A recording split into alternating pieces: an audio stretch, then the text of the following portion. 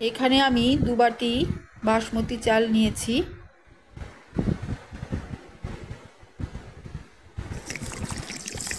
বাসমতি চাল আমি ভালো করে ধুয়ে নিচ্ছি।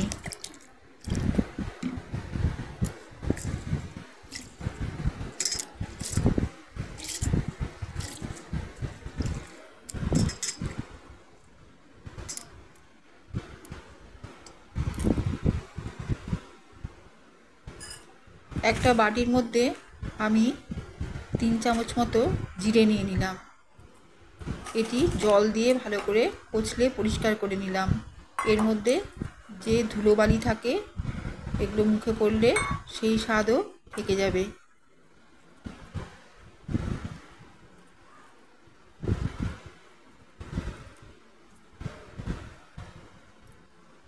এবার আমি আদা বেটে নিয়েছি, সেই আদা চিপে রস করে আমি জিরের সাথে আর একটু লবণ দিয়ে মাখিয়ে নেব।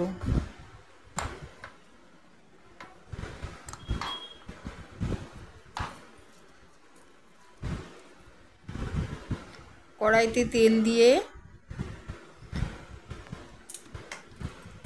খুব হালকা লো ফ্লেমে আছে তেল, এতে আমি বাটার দিয়ে দিচ্ছি।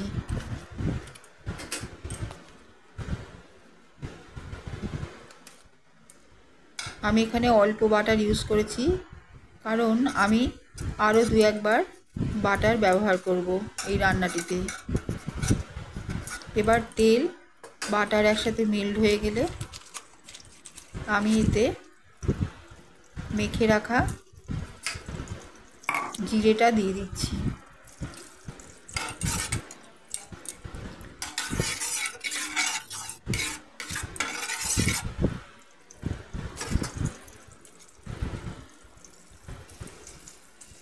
এতে আমি জিরেটা দিয়ে দিলাম। এবার খেয়াল রাখতে হবে যে তেল বাটারের মিশ্রণটা যাতে খুব একটা গরম না হয়। জিরেটা দিয়ে আমি হালকা হাতে বাটারের সঙ্গে তেলের সাথে হালকাভাবে ভেজে নিচ্ছি। এটা যাতে ওভারকুক না হয়ে যায় সেটি লক্ষ্য রাখতে হবে, তবেই জিরের স্বাদটা গন্ধটা পাওয়া যাবে। এটা আবার আমি ছেঁকে নিলাম একটা বাটির মধ্যে তেল থেকে। যে তেলটি অবশিষ্ট থাকলো তার মধ্যে আমি কারি পাতা দিয়ে দিলাম আর শুকনো লঙ্কা দিয়ে দিলাম।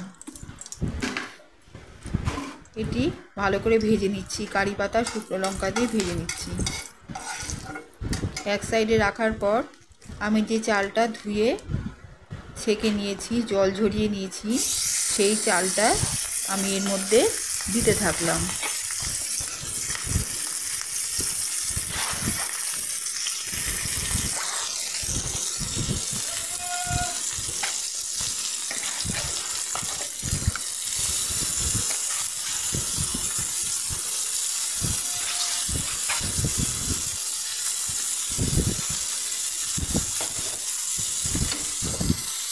লঙ্কাগুলো আমি সরিয়ে নিচ্ছি, এটা আমার পরে কাজে লাগবে।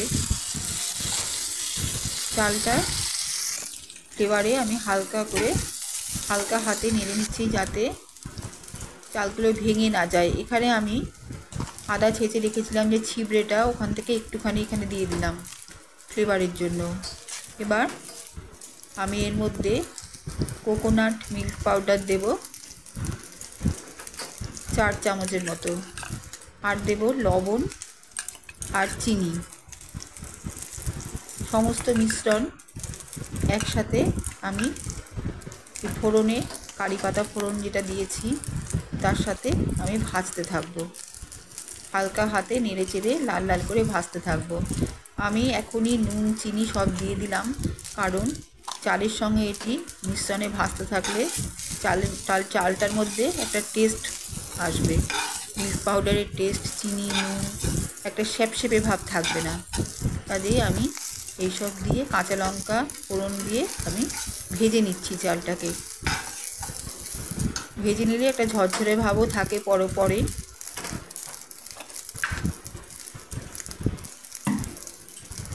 এখন আমি যতটা চাল নিয়েছিলাম ঠিক তার ডবল জল দিয়ে দেব।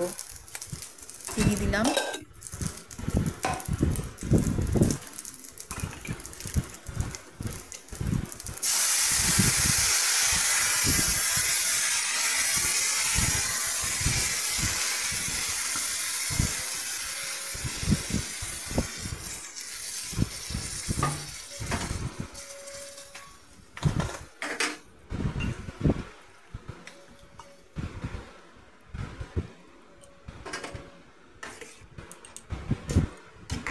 এই জলটার মধ্যেও একটা টেস্ট চলে এলো।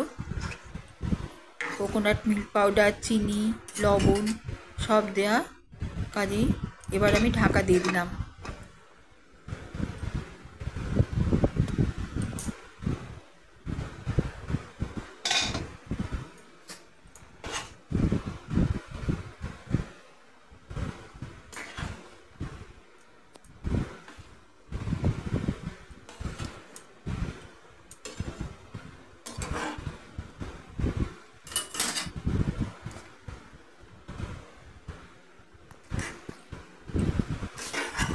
জলটা অনেকটা টেনে নিয়েছে, এখন তো বেশি ঘাটাই যাবে না। আমি ঢেকে জলটাকে আবার টেনে নিচ্ছি।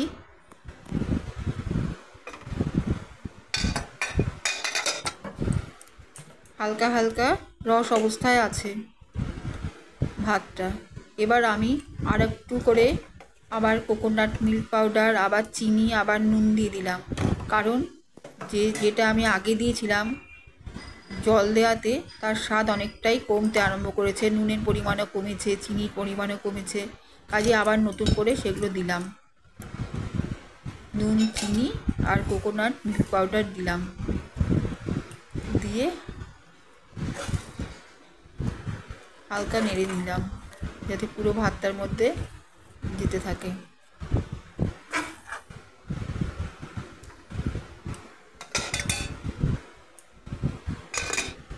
আস্তে আস্তে জল টানবে। এবার কড়াইতে একটা ফোড়ন তৈরি করছি। তেলের মধ্যে গোলমরিচের গুঁড়ো দিলাম, শুকনো লঙ্কা, যে আদা থেকে রস চিপে নিয়েছিলাম সেই আদা চিবড়েটা, আর দিচ্ছি ভেজে রাখা জিরে, যেটা বাটার দিয়ে তেলে মেখে রাখা জিরেটা, সেটাও দিয়ে দিলাম।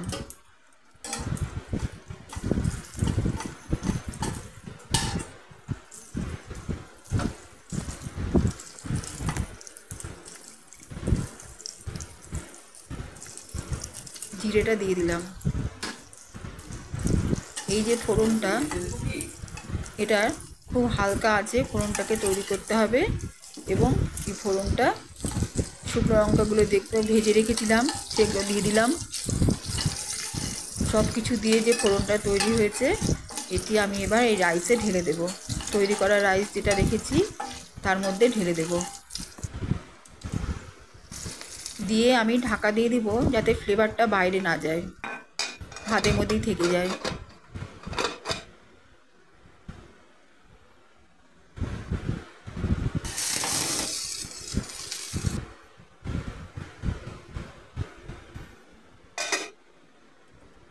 এবার আমি আস্তে আস্তে পুরো ফ্লেভারটা ফোড়নে সারা ভাতে ছড়িয়ে দেব। একটু ঠান্ডা হলে নেড়ে চেড়ে ছড়িয়ে দেব। এখন এটাকে ঘাঁটতে গেলে এটা চাল ভেঙে যাবে। আবার ঢেকে দিচ্ছি, যেটুকু রস আছে ওটুকু মরে যাবে রসটা।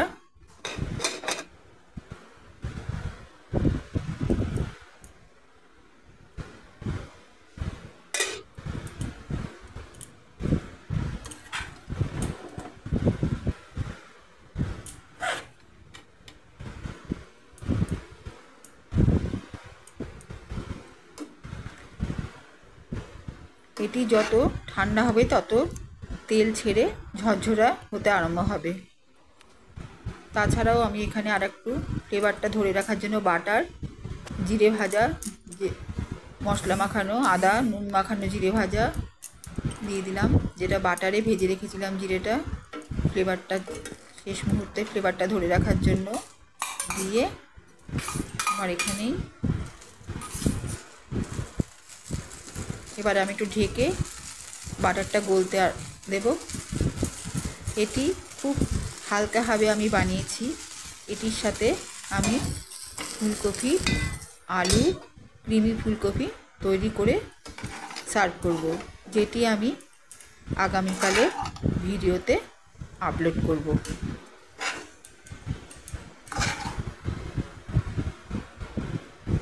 ক্রিমি ফুলকপির সাথে এই জিরা রাইস আপনারা খেয়ে একবার দেখবেন, খুব ভালো লাগবে।